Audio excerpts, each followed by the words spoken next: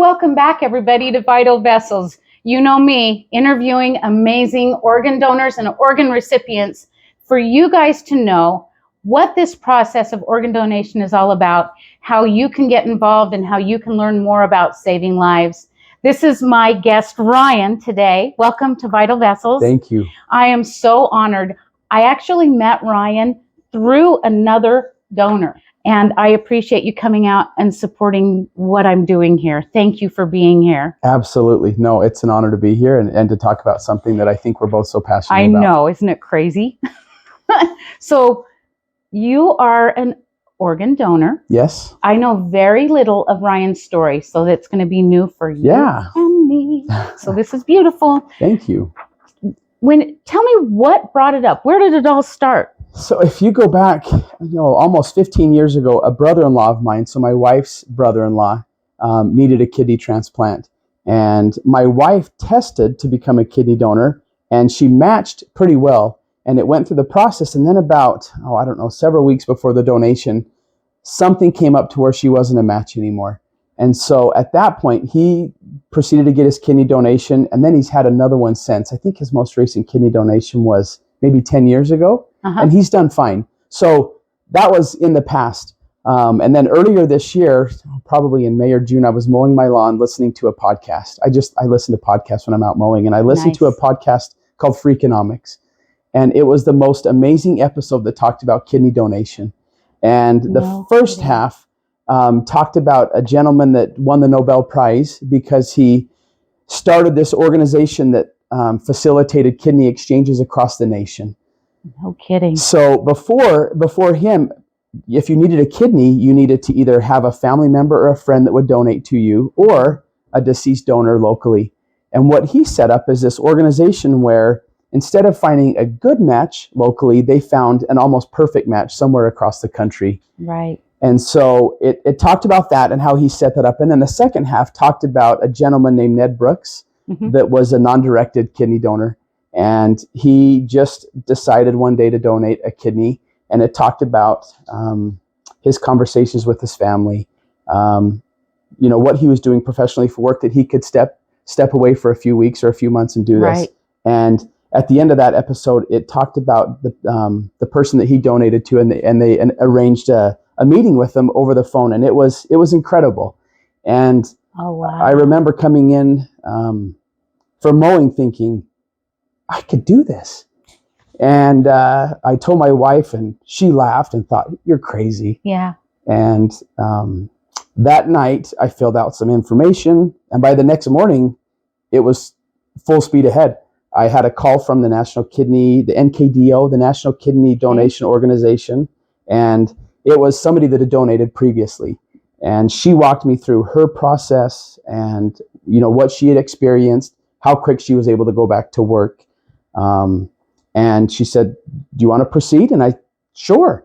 So from there, the ball was rolling, and I couldn't really stop it at that point. So that's kind of how it all started initially. That's amazing. So there are many different kinds of kidney donors. You've got the directed kind where your family member. Yes. And then I called it something different, but you're calling it non-directed. Tell me what that means. So it's called a couple of things. There's a non-directed or altruistic is what I've heard it being called. Okay, that's the word I use. And that's basically where you just want to donate to somebody and you don't have anybody you're donating on their behalf. So a directed can be either I'm a match to you, or I'm not a match to you, but I want to donate on your behalf. And that's where these exchanges are so amazing that I'm going to say I'm going to donate on your behalf. And they find somebody in Pennsylvania that my kidney will work for, and their partner's kidney will work for you. And so it's a beautiful exchange. Yeah. And so you didn't know where your kidney was going. No, at that point, it wasn't even designated for anyone. So you go through the process. I went into the hospital in Salt Lake to Intermountain, and it was about you probably went through the same process where it was about an 8-hour appointment where you went through a number of different tests. Yes. Lots of blood tests. Yep. They take a gallon of blood. Oh yeah. I've donated some blood, and by the end of it, they tell you, okay, we're going to go through and we're going to, look at the CT scans and make sure your kidneys are donatable. Yeah. and then they check up with you several times, and then eventually they say, okay, you're a good match. And I had to go through several additional tests. I had Right. blood pressure and different things. So that was kind of a long process. And then I had a surgery on my knee that delayed it about a month because I had to have my knee scoped. But after all of that, they let me know that I'm a donor. And Wow. so at that point, they said, are you still good to do this? And Yes. I was. Yeah. It hadn't gotten scary enough to make me Right. back out. And so it's almost like a dating website. They put your kidney up He just onto this. compared organ donation to a dating Right. site. And that's what it felt like, because they put your kidney profile out there, and all of these hospitals across the country can say, we like that kidney. We want that kidney because it's a match Wow. for our patient. And so within days, we were getting numerous requests. And my patient coordinator, Jared, was able to look and say, okay, this is the best match. He's got a very handsome kidney.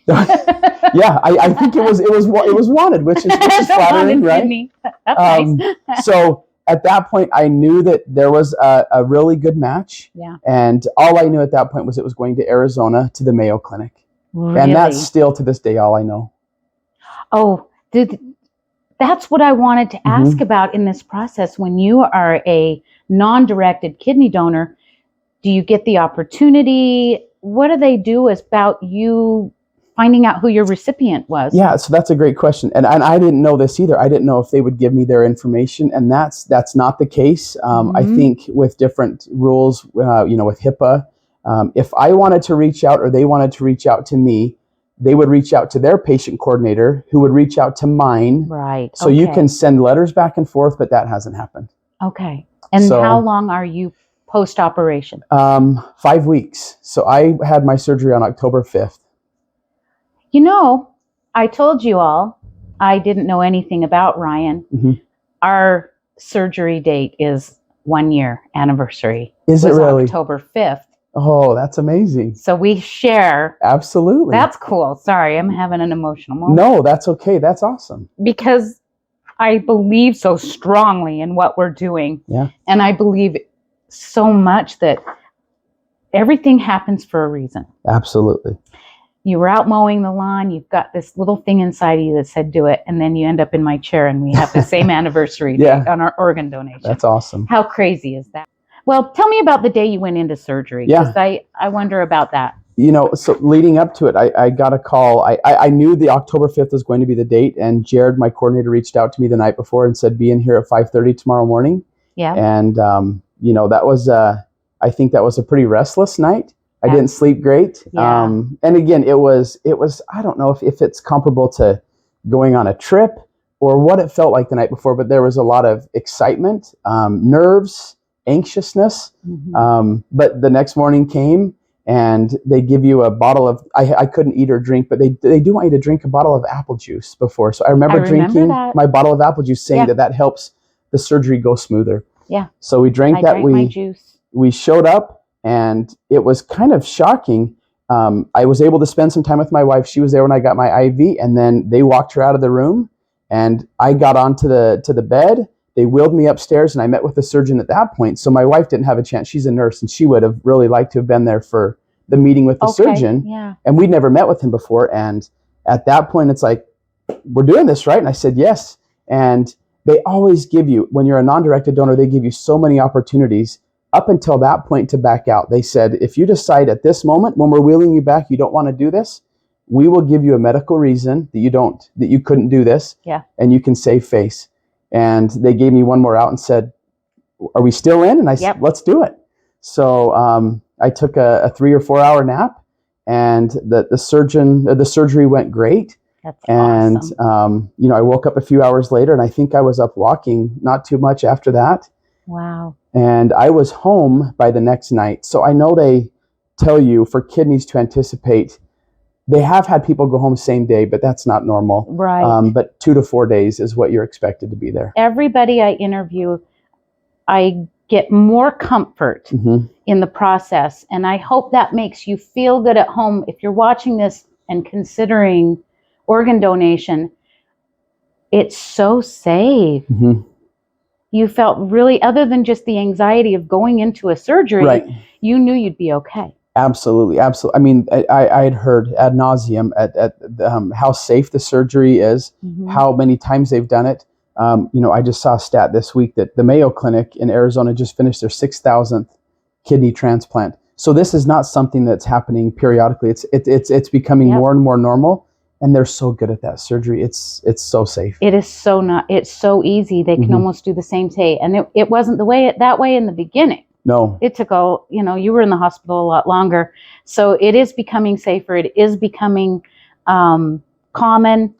And with platforms like Vital Vessels and Organ Donor Strong, those platforms are educating people about it and spreading the awareness of organ donation. Right. And now that you have, that parlays so much into the questions that I want to ask, is now that you've donated, what would you tell someone that was watching right now?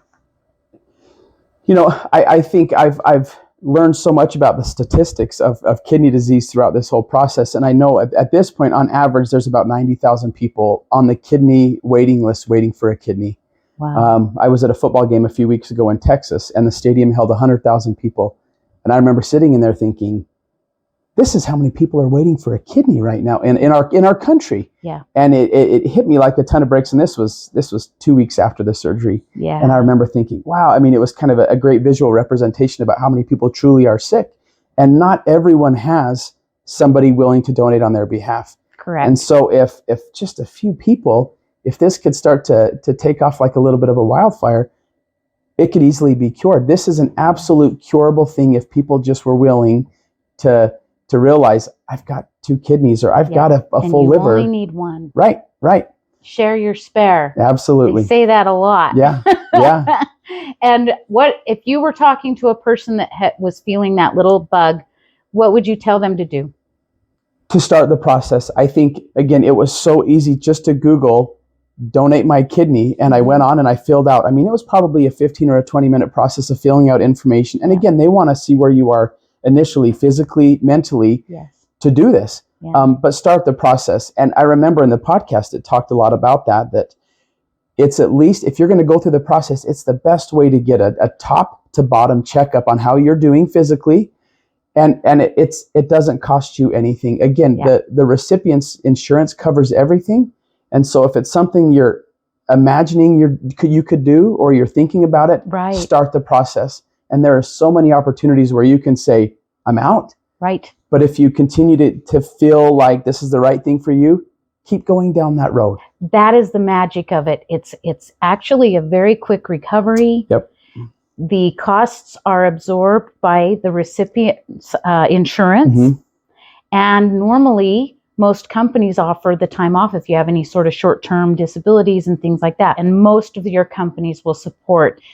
And have you heard of UNOS, United Network of Organ Sharing? I don't think so. Okay. But UNOS is the website and organization that represents the entire database of people waiting for organs, and they help facilitate the list. The MELD scores and all that are on UNOS. There's just so many things you can get involved with.